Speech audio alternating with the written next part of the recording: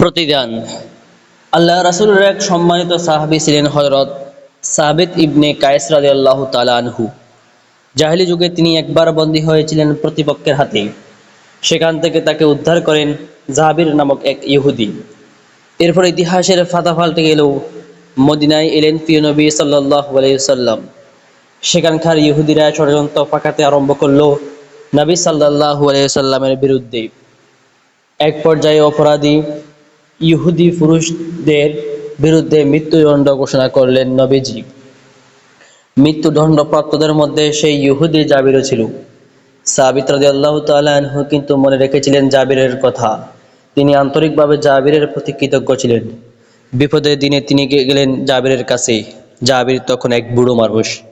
সাবিতকে কাছে পেয়ে জাবির বলল, আবু আব্দুর রহমান, তুমি কি আমায় চিনেছো? সাবিত রাদিয়াল্লাহু তাআলা আনহু বললেন, আমার মতো মানুষ কি আপনার মতো মানুষকে বলতে পারে? আজ আমি এসেছি আপনার ঋণ পরিশোধের আশায়। জাবির, ভালো লোকেরাই তো ভালো লোকদের প্রতিদান দেয়।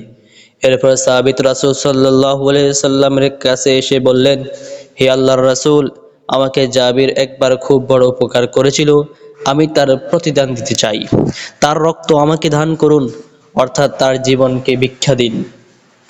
রাসূল সাল্লাল্লাহু আলাইহি ওয়াসাল্লাম সাহাবীর আবেদন মঞ্জুর করলেন।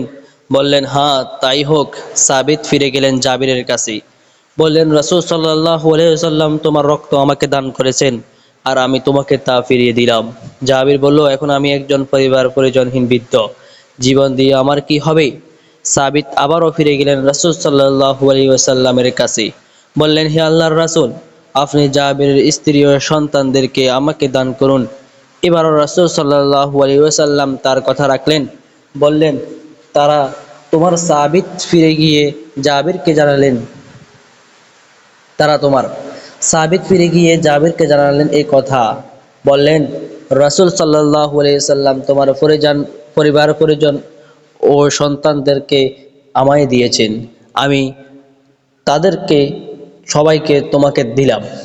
পরিবারের সবাইকে ফিরে পেয়ে বুড়ো জাবির বলল, হিজাজের একটি পরিবার যাদের কোনো সহায় সম্পদ নেই, তারা বাঁচবে কেমন করে?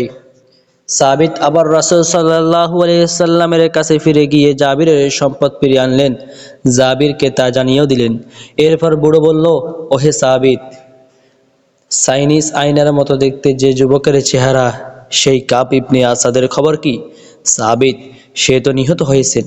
জাবির বলল, আমাদের আনন্দ বিপদে যে লোকটি আগে থাকতো, আমরা পালালে যে আমাদের বাঁচাতো, সেই আফজাল ইবনে সামাইলের দশা কি হয়েছে?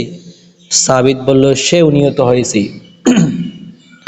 জাবির মজলিস দুটি অর্থাৎ বনু কাব ইবনে কুয়াইজা ও বনু আমর ইবনে কুয়াইজার কি পরিণত হয়েছে? সাবিত বলল, তাদেরকে হত্যার জন্য নিয়ে যাওয়া হয়েছে। আক্ষেপে ভেঙে পড়ল জাবির। বলল, হে সাবিত, তোমার উপর আমার যে অনুগ্রহ আছে তার বিনিময়ে তুমি আমাকে আমার জাতির পরিণত বরণ করার সুযোগ করে দাও। আল্লাহর কসম, তাদের মৃত্যুর পর আমার বেঁচে থাকার কোনো অর্থ নেই। তাদের ছাড়া শুধু জীবন নিয়ে বেঁচে থাকার ধৈর্য আমার নেই। কিন্তু সাবিত এই সুযোগ দিয়েছিলেন কিনা তা ঐতিহাসিকরা উল্লেখ করেননি। তবে সাবিত তার প্রতিদান দিতে এতটুকু কার্পণ্য করেননি। আর প্রিয় নবীও সাবিতকে প্রতিদান দেওয়ার সুযোগ করে দিয়ে নিজের সাহাবীকে সম্মান ও মর্যাদা দান করেছেন। ইহুদিদেরকে কোনো অপরাধের কারণে এই কঠিন পরিস্থিতি বরণ করে নিতে হয়েছিল, যে কাহিনী আমরা আগামী খণ্ডগুলোতে তুলে ধরবো ইনশাআল্লাহ।